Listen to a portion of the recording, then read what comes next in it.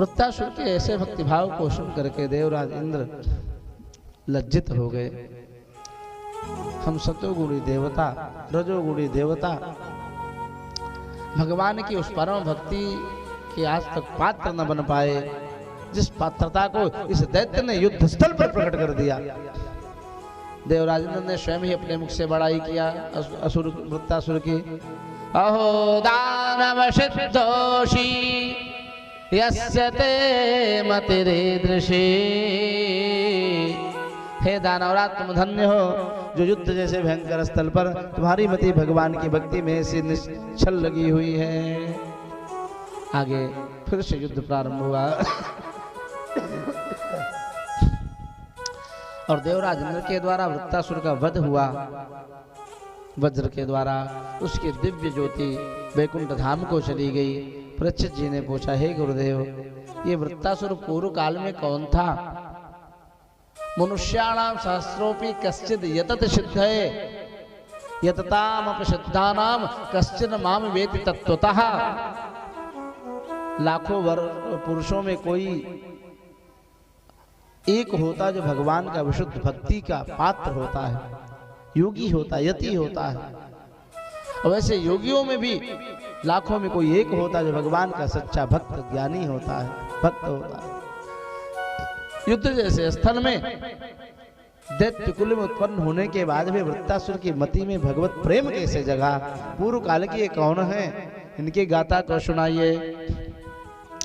शुकाचार्य कहते हैं, राजा परीक्षित,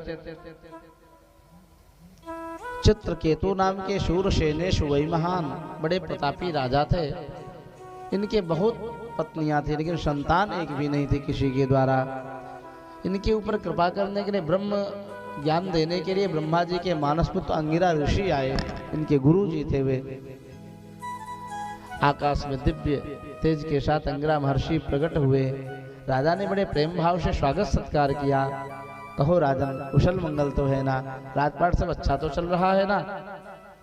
राजा कहते हैं, महाराज, हे गुरुदेव, आपकी कृपा से कोई कमी नहीं है, लेकिन सब राजपाट भरा है, उसके बाद भी एक कमी है, कोई वंशधर पुत्र नहीं है। इतनी पत्नियां हैं, किसी के द्वारा एक राजकुमार नहीं मिला अभी तक।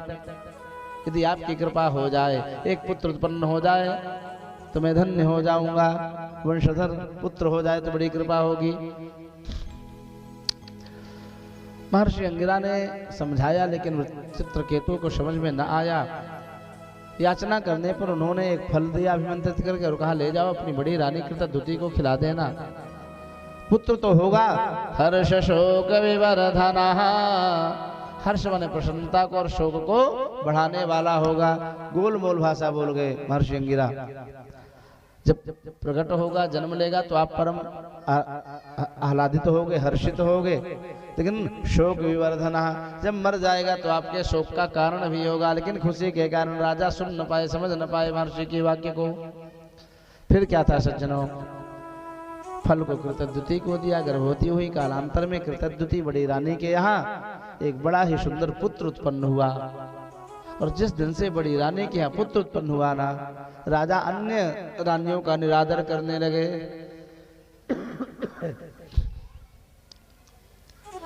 कई दिन बीते, महीनों बीत गए, अन्य रानियों के महल में राजा जाना ही बंद कर दिया, छोड़ दिया। फिर क्या हुआ, समस्त सौतों के अंदर बड़ी रानी के प्रति डाह द्वेष उत्पन्न हुआ, सौतिया डाह उत्पन्न हो गया। यहाँ पर लिखा है, स्त्रियो दारुण चेतसः, स्त्रियों का चित्त अत्यंत दारुण कठोर होता है। 9वें स्कंद में तो पांडे जी उर्वशी ने ऐल उपाख्यान में बड़े कठोरता से स्त्री स्वभाव का वर्णन किया है। स्त्रियां यदि अपने, लेकिन ये भारतीय नारी के लिए नहीं कहा है, जो पुंसली स्त्रियां होती हैं, कुमार गामिनी स्त्रियां, तो उनकी गति बताई है। यदि अपने पे आ जाएं तो अपने पिता, भाई और पतियों का भी वध करवा देती हैं अपने स्वार्थ के लिए। स्त्रियों दारुण चेतसा, और आपस में पंचायत कीनी है सब सौतन ने मिलकर के। बहन, जिस दिन से हमारी बड़ी जेठानी के यहाँ पुत्र क्या उत्पन्न हुआ, राजा हमारा कितना आदर करते हैं, हमसे अच्छा जीवन तो हमारी दासियों का चल रहा है। दिन भर काम करती हैं, रात्रि में पति के साथ सुख से जीवन बिताती हैं। और हमारा राजा हमारे साथ कितना कपट करते हैं, तिरस्कार करते हैं हम लोगों का। और जानती हो बहन, राजा पहले तो बहुत प्रेम करते थे, जब से हमारे सवत ने पुत्र क्या पैदा किया, उस पुत्र की आसक्ति में ही राजा हम लोगों का तिरस्कार कर रहे हैं। तो क्यों ना हम सब मिल करके उस पुत्र को मार डालें जो हमारे और राजा के प्रेम का बाधक है। आपस में रहट बहट किया सौतन्य रानियों ने, और सोते हुए एक दिन उस बालक को चुपके से जहर दे करके मार डाला। सज्जनों, गरम ददुः कुमाराय स्त्रियो दारुण चेतसः। उस बच्चे को जहर पिला दिया। छोटा सा अबोध बालक, लगभग 5 महीना का भी हुआ था। वो विष पीते ही वो बच्चा मर गया। कुछ क्षण के अंतर जब रानी ने दासी को भेजा, जाओ बच्चे को उठा के लाओ, बहुत समय से सो रहा है, स्तन भर आया है, दूध उमड़ रहा है, बच्चे को दूध पिला दूं। जो ही दासी उस लाल को उठाने के लिए गई, चदरिया हटायो पालने से, देखा तो बच्चा तो मरा पड़ा हुआ, शरीर काली पड़ गई, मुख से झाग निकल रहा है। चिल्लाई डर करके दासी, भागते हुए राजा रानी आए, प्रवासी आए, सब मंत्री तंत्री आए। फूट फूट करके राजा रानी विलाप करने लगे। वे सौते रानियां भी जो छोटी थी, सब अपना अपना माया करके, त्रिया चरित्र करके आकर के नाटक करके रोने लगी। राजा ब्रह्मा जी को घोषणे लगे, अहो विधात स्तो ना कुचित या सज्जो जमित्राण प्रणयेषु देहिनः ताश्चा कृतार्थान् व्योनंश पार्थक विक्रीडितम तेर्भक चेष्टितम यथा। अरे ब्रह्मा, तुझको तनिक भी दया नहीं आती है, तुमने मेरे लाल को मुझसे दूर कर दिया। एक चीज जान लो भैया, विधि के विधान में ब्रह्मा जी के सामने कोई व्यक्ति कितना भी गिड़गिड़ाए, पांडे जी, बलुआ जी ध्यान देना, विधि का जो विधान ब्रह्मा जी ने जो अपना नियम लिखा है, ब्रह्मा जी के सामने कोई व्यक्ति सिर्फ पटक पटक करके मर जाए, ब्रह्मा जी अपने नियम को जल्दी बदलने वाले नहीं हैं। एक बार शिव महादेव आशुतोष से वो प्रसन्न होकर के बदल देंगे नियम, नारायण गदगद होके बदल देंगे नियम। ब्रह्मा जी का बड़ा कठोर स्वभाव है भैया। रोते रहे, बिलखते रहे राजा रानी, आंखें फूल आई, चित्त अव्यवस्थित हो गया, शरीर में दुर्गंधी आने लगी बालक के, लेकिन अंत्येष्टि संस्कार नहीं कर रहे हैं राजा। कृपा करने के लिए अंगिरा महर्षि और देवर्षि नारद प्रकट हुए। महल में 2 दिव्य ज्योति प्रकट हुई, नारद जी और अंगिरा के रूप में परिणित हो गई। राजा ने देखा कोई 2 महात्मा सामने प्रकट हो गए, पहचान नहीं पाए, बुद्धि मूढ़ हो गई थी। रोते रोते हाथ जोड़ करके प्रार्थना किया, कौयो ज्ञान संपन्नो महिष्ठौ चा महीयसा। आप कौन तेजस्वी महामुनि हैं, कहाँ से आए, आपका परिचय क्या है? नारद जी मुस्कुराने लगे, तो नारायण नारायण, हे राजन, तुम इतने किंकर्तव्य मूढ़ हो गए पुत्र मोह में कि हमको भी नहीं पहचान पा रहे हो। हमारे रूप को देख करके ऐसा कौन है जो पहचान ना पाए?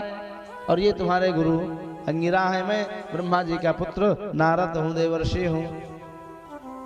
चरणों में वंदन किया, प्रणाम किया नारद जी को, गुरु जी के चरणों में गिर पड़े। चित्रकेतु राजा, हे गुरुवर, जब हमारे पुत्र का सुख नहीं था, आपने कृपा करके पुत्र का वरदान दिया, लेकिन वो पुत्र मर गया है, आप कृपा करके इसको जीवित कर दीजिए। मौन हो गए अंगिरा महर्षि। विधि का विधान है तो क्या करें बीच में। देवर्षि नारद ने बोध देना चाहा, लेकिन राजा के मति में कुछ बोध नहीं आ रही है। एक उपाय आया नारद जी को, उस जीवात्मा को आहूत किया, बुलाया आकाश में। नारद जी कहते, हे जीवात्मन, आओ और अपनी शेष आयु को अपने शरीर में स्थित होकर के भोगो राजलक्ष्मी को, और अपने माता पिता राजा रानी को सुख प्रदान करो। जीवात्मन पश्य भद्रमते मातरम पितरं च ते। आकर के अपने शेष आयु को भोगो। लेकिन सज्जनों, देवर्षि नारद के ऐसा कहते उस जीव ने बड़ी ऊंची बात कह दी, बड़ी अटपट बात कर दी। ध्यान देना बलुआ जी, उस जीव ने क्या कहा, हे देवर्षि नारद, हम आपकी बात को शिरोधार्य तो करेंगे, लेकिन हमारे सामने एक समस्या है। क्या? कि हमारे न जाने कितने जन्म हुए, कितनी बार मैं जन्मा, कितनी बार मरा, और प्रत्येक जन्म में कोई ना कोई माता पिता होते ही हैं। और जब भी जीव मरता है तो सब माता पिता रोते हैं। हमें ये नहीं स्मरण है कि ये हमारे किस जन्म के माता पिता, पहले आप ये बता दो। राजा रानी सुन रहे हैं उस जीव की बात, अपने पुत्र की बात। जीव ने कहा स्पष्ट, कसमिन् जनमन्यमी मह्यम मातरम पितरो भवन कि कर्म भिन ब्राह्म्यमाणानाम देवतिरयन्द्रयोनिषु। मैं अपने कर्म प्रारब्ध के वशीभूत होकर के नाना मन अनेकानेक प्रकार के योनियों में भटक रहा हूँ। सर्वत्र माता पिता हुए हैं, ये किस जन्म के हमारे माता पिता हैं, कृपा करके पहले आप ये बता दीजिए। राजा रानी ने सुना, निर्वेदा सुमहान भूत। निर्वेद कहते हैं वैराग्य को, परम वैराग्य का प्राकट्य हुआ राजा के हृदय में। रे जिस पुत्र के लिए मैं इतने दिनों से रुदन कर रहा हूँ, वो पुत्र मुझे पहचाने से मना कर रहा है। जीवात्मा चला गया। पुत्र के अंत्येष्टि संस्कार को किया। देवर्षि नारद ने कृपा के संकर्षण तोषणी विद्या का ज्ञान दिया है चित्रकेतु को। विद्याधराधिपति के पद को पाए। विमान में बैठ करके, हे परीक्षित, एक बार राजा चित्रकेतु हिमालय पर्वत की तरफ गए। भगवान शिव अपने अंक में माता पार्वती को बैठा करके और दिव्य ज्ञान दे रहे हैं ऋषि मुनियों को। चित्रकेतु की बुद्धि मति मलिन थी, इसने भगवान शिव का अपमान कर दिया। माता पार्वती क्रुद्ध हो गई, श्राप दे दिया, रे धूर्त, तुम जगत गुरु में दोष बुद्धि रखते हो, तुम भगवान नारायण के पार्षद रहने के पात्र नहीं हो, अतः मैं तुझे श्राप देते हूँ, आसुरी में या ही दुर्मते, जा तू असुर हो जा, तेरी मति दूषित।